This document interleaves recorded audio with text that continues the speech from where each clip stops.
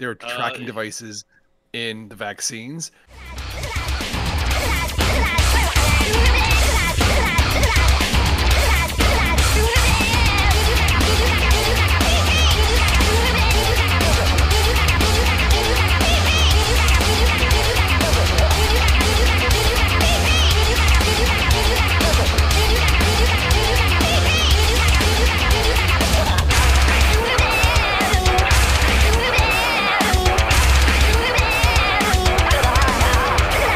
I'm just going to say it. Melania Trump's leg is wooden and it's filled with Swedish fish. Guess what? It's true. It's true now because I said it.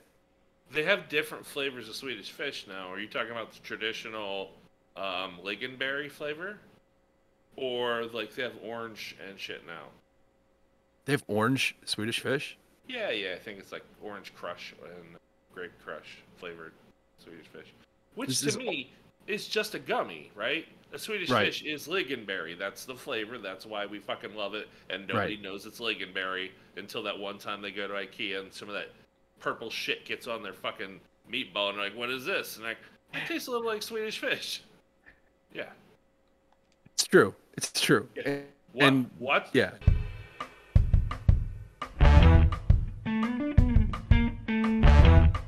Watch people's faces when you tell them that Dr. Pepper is prune flavored. Just fucking watch their faces. Like, a little bit of them dies. I think you just blew my mind right now, so case in point. You just died a little. You're welcome. It's true now, because I said it.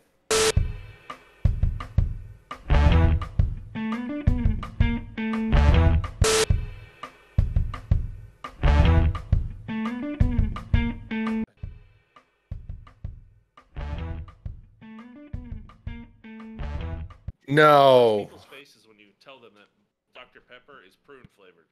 Just fucking watch their faces. Like, a little bit of them dies. No. I think you mother right now, so you mother case in point. You just died a little. You're welcome.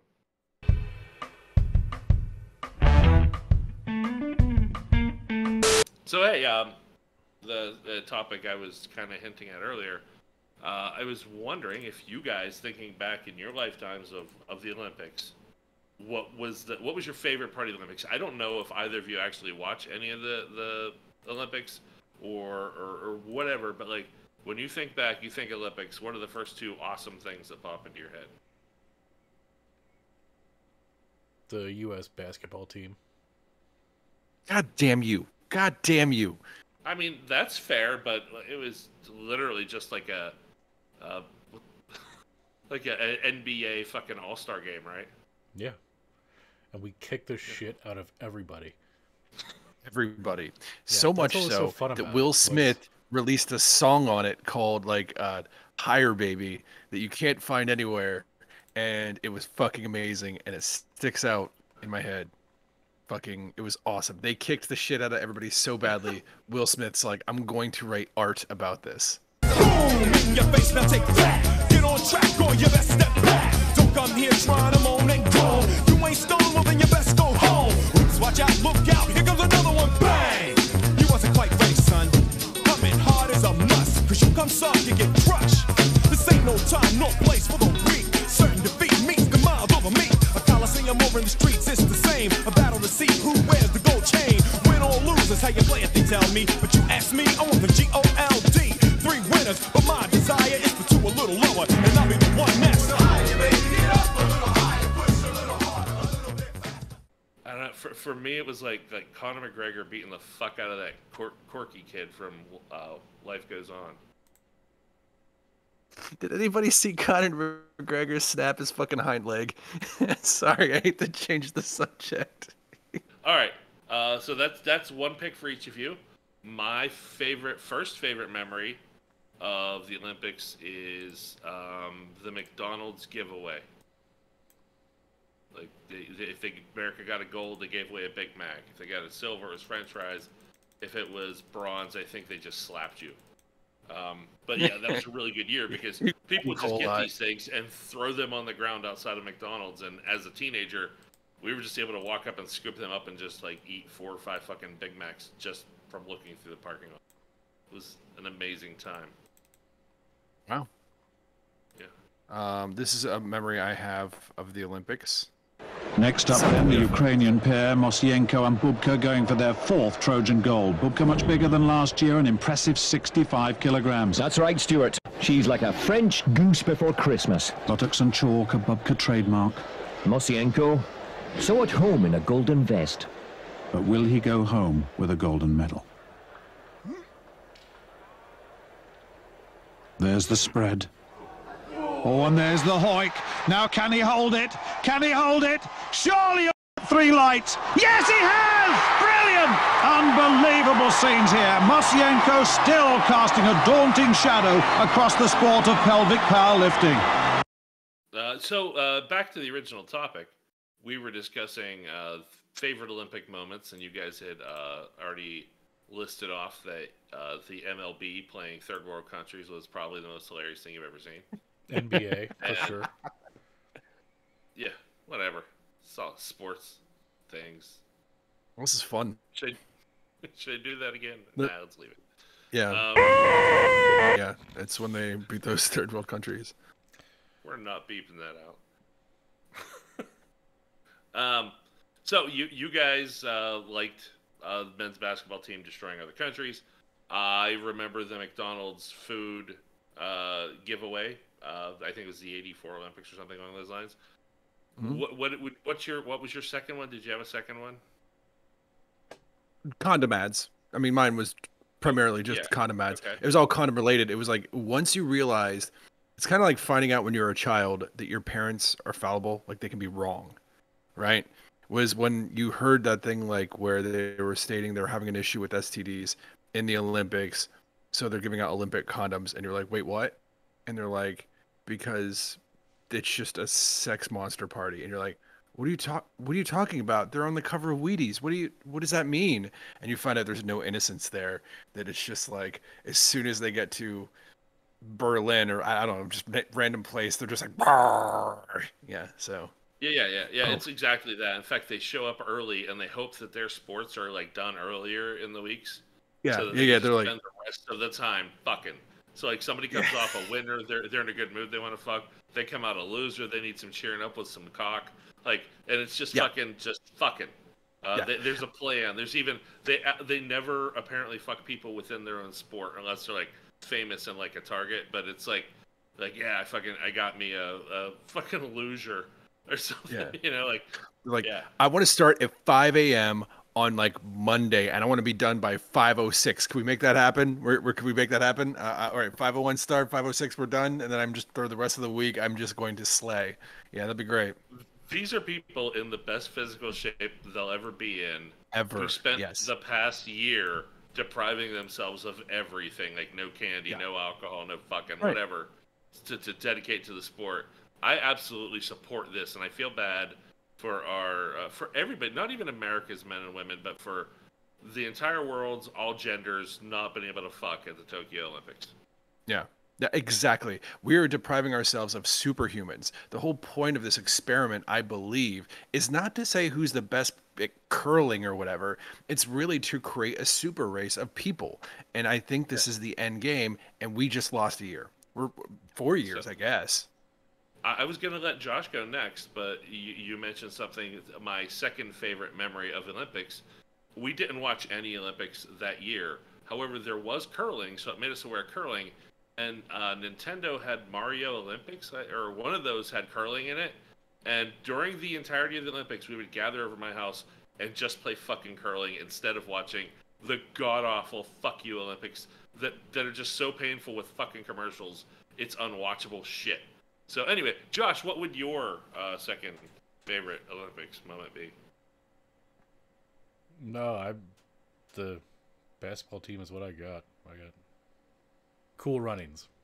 That's Space my second Jam? favorite Olympics memory. Is Cool Runnings. About what? Cool Runnings. The It was a Jamaican good movie. bobsled team. It was a good movie. I'm sorry. Hold on one second. I want to put this in perspective real quick. Josh's favorite Olympic memory is the movie where the white man comes to save the poor black people and make them good in a sport. Is that what you're saying, Josh? If that white man is John Candy, okay. And also, I believe that was based on a true story. Mm-hmm. And it was a white dude who was the coach. I could tell you for a fact, John Candy has never made anybody win the Olympics. I've looked it up. I don't know. No, I if don't you put him in think the he back has. of the luge, he'd probably go fast. But it's Probably. still pretty wonderful. Yeah, he is. I can't make good John Candy jokes. He's just a. Let's see. You can't make John Candy jokes. Is that like a challenge? Is that the? Oh theme no, you for totally it? can. Yeah. Yeah, I mean, all day long. He was cuddly and shit, but Holy smokes, this guy actually kind of looks like John Candy. I just looked up the Cool Runnings coach.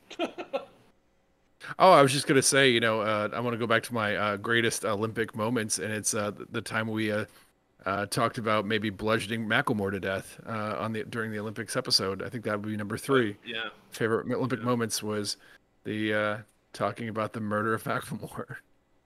It's a shame. It's a shame he. I didn't see us getting to that point, but it was natural. It was gonna come. Yeah.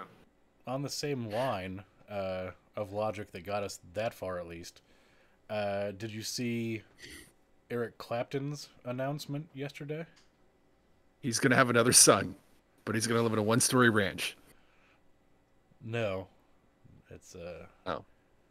The nursery's Dead in a kid. tower. Making jokes about Everybody's dead really kid. It's Rapunzel. He had Rapunzel, and there's a lot of issues. He announced that he would not be playing any shows at a venue that required a vaccination ID. That if the venue that booked him required you to be vaccinated to go there, he would not be playing those shows. Cool. Well, that's like when the Beatles refused to play stadiums that didn't allow black people. Oh wait, it's Exactly not the at same. all. Not at all. Not at all like Oh, that. Yeah. No, that's what I meant. No, it's not. Just It's a very weird stance to take. I don't. yeah. Yeah. I mean, on one hand, I kind of get it. Like, it's to old people, that might scare them into ye olden like Nazi travel papers days. But in the same sense, maybe we could have separate but equal concerts for people who are vaccinated and unvaccinated. Maybe we could have separate bathrooms for them as well, and water I fountains. think that's only fair. Yeah. Maybe divide the bus up front and back for vaccinated, unvaccinated. I don't see it as a bad thing. I heard about vaccinated people. No, it's not. No. I think if you're going to do that, you just go separate buses completely, and the unvaccinated buses are driven off cliffs. Look out!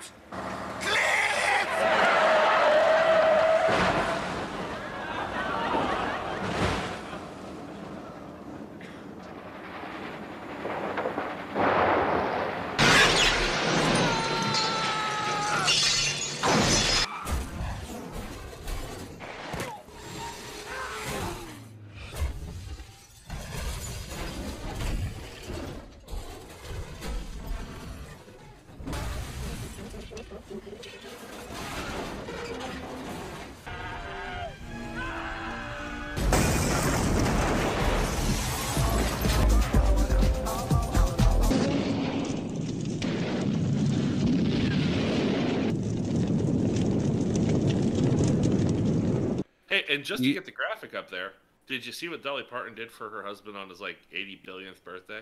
The Playboy bunny outfit from issue 1. Yeah, come on. She's Dolly Parton. She doesn't have to do shit. She's like, I'm Dolly Parton, and I let you live here. Shut the fuck up. And that's good enough for any man, right?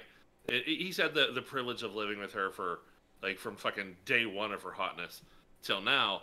She dressed up in her Playboy bunny outfit, similar, I'm sure it wasn't the same one she wore on her Playboy cover all those years ago, but she wore a Playboy bunny outfit. She looked, listen, for the fucking, how old is she?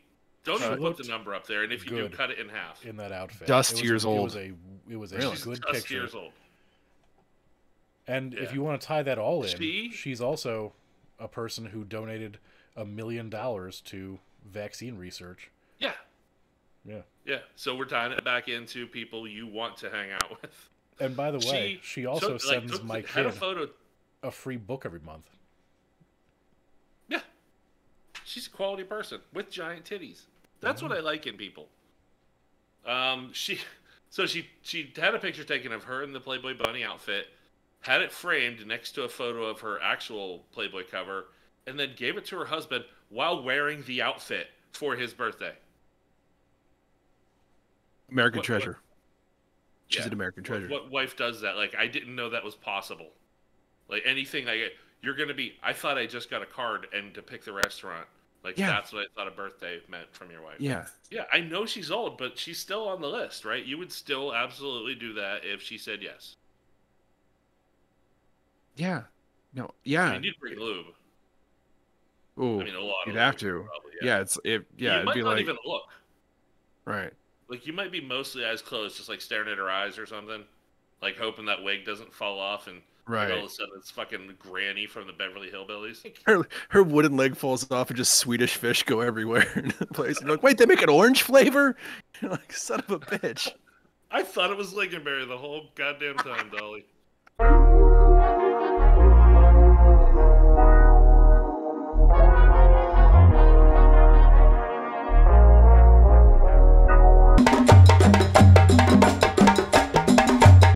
You know, 30% of all Bloods and Crips are Pakistani, Hammer. So I really wish you would. I didn't know that. No, be sensitive. Yeah, I got a graph, but I'll show it to you later. It's on Facebook.